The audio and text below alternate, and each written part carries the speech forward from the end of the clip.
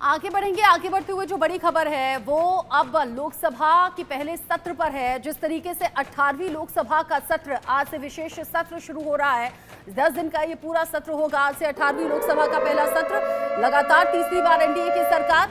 नजरें रहेंगी आज के सत्र पे। हालांकि 2 दिन शुरुआत के जो है वो औपचारिकता में जाने वाले हैं।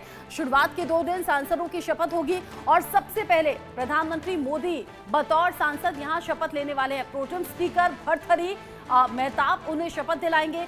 24 जून से 3 जुलाई तक ये पहला सत्र चलने वाला है। निगाहें सभी की इसलिए भी है क्योंकि यहाँ पर विपक्ष काफी ज्यादा हमलावर रहने वाला है, हंगामा होने वाला है। किरण रिजिजू कुछ बोल रहे हैं, सुन लेते हैं।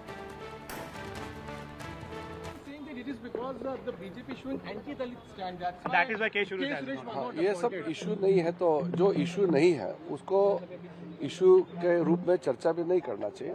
एक साफ सुथरे तरीके से पार्लियामेंट को चलाना है। सब पार्टी के सदस्य को मिलकर के पार्लियामेंट चलाना है, सबका काम है। जनता ने निर्देश दिया है, जनता ने अपना फैसला सुनाया और जनादेश के बाद सरकार और विपक्ष मिलकर के parliament. So one message you would like to give to the opposition, given the fact that they are planning to corner the government on several issues. Sir. No. Right now, let us begin our new parliament session, the 18th Lok Sabha, in a positive note. Okay. Thank you for speaking to us. So that was Kiran Rijiju speaking on host of issues, and he's also clarified that. सत्र की शुरुआत जो है वो हंगामेदार भी रह सकती है, लेकिन जो शुरुआत के 2 दिन रहेंगे, जैसे मैंने कहा कि सांसदों की शपथ से शुरुआत होनी है। प्रधानमंत्री नरेंद्र मोदी सबसे पहले सांसद के तौर पर शपथ लेने वाले हैं और उनके बाद में 280 लोकसभा सांसद हैं जो शपथ लेंगे। 25 जून को 264 सांसद शपथ लेने वाले हैं। सबसे पहले पीएम मोदी बतौर एमपी यानी कि बतौर सांसद शपथ लेने वाले हैं। प्रोटेम स्पीकर भर्तृहरि मेहताब उन्हें शपथ दिलाएंगे। सबसे पहले पीएम मोदी बतौर एमपी शपथ ले लेंगे, उसके बाद में जो मिनिस्टर्स हैं वो शपथ लेंगे और जो आज माना जा रहा है, आज 280 लोकसभा सांसद शपथ लेने वाले हैं। 25 जून यानी कि कल 264 जो बाकी के सांसद हैं वो शपथ लेंगे। खास रहेगा देखना, देखिए प्रोटेम स्पीकर के जरिए आज शपथ दिलाए जाने का पूरा जो सिलसिला है वो आगे बढ़ेगा। आज जो शुरुआत है औपचारिकता की वो हो जाएगी सांसदों की शपथ के साथ में, और कल का दिन भी इसीलिए जाएगा, यानी कि 2 दिन अभी संसद के भीतर जाएंगे सांसदों की शपथ लेने को लेकर। लेकिन यहाँ नीट का एग्जाम है, नेट का एग्जाम है, फिर अब प्रोटेम स्पीकर का चुनाव है, ऐसी कई बातें हैं जिसको लेकर विपक्ष घेरने वाला है। संसद सत्र की जो टाइमलाइन है वो आप यहाँ ग्राफिक्स के जरिए देखें। 24 जून से 3 जुलाई तक, जैसे मैंने कहा कि ये सत्र बुलाया गया है, 10 दिन का ये विशेष सत्र है। इसमें टोटल कुल मिलाकर 8 बड़ी बैठकें होने वाली हैं। हालांकि बैठक उधर विपक्ष भी कर रहा है आगे की स्ट्रैटेजी को लेकर। 24 और 25 जून जो ये 2 दिन रहेंगे, यानी कि आज और कल, संसद के शुरुआती 2 दिन नए सांसदों की शपथ होगी, जिसमें पहले नंबर पर देश के प्रधानमंत्री नरेंद्र मोदी बतौर सांसद शपथ लेने वाले हैं।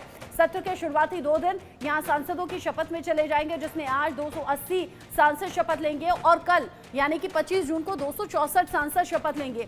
26 जून का दिन खास रहने वाला है। लोकसभा स्पीकर का चुनाव यहां होना है और इसको लेकर विपक्ष की अपनी तैयारी है, यहां सरकार की अपनी तैयारी है। 27 जून जब राज्यसभा का 264वां सत्र शुरू होगा और यहां राष्ट्रपति द्रौपदी मुर्मू का अभिभाषण होना है। अभिभाषण में खास बातें रहेंगी सरकार को लेकर और यहाँ राष्ट्रपति के अभिभाषण पर भी निगाहें रहने वाली हैं। 28 जून उसके बाद आ जाइए, पीएम संसद में अपनी मंत्री परिषद के सदस्यों का परिचय देंगे। ये भी एक सरकार बनने के बाद की औपचारिकता मानी जाती है। 28 जून को ये दिन रहने वाला है और 1 से लेकर 3 जुलाई तक राष्ट्रपति के अभिभाषण पर, धन्यवाद प्रस्ताव पर चर्चा होनी है।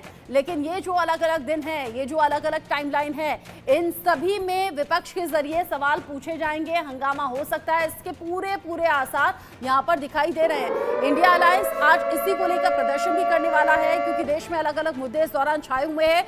सदन की ओर मार्च करने वाला है। यहाँ जो विपक्ष की तैयारी है वो अलग अंदाज में देखी जा रही है।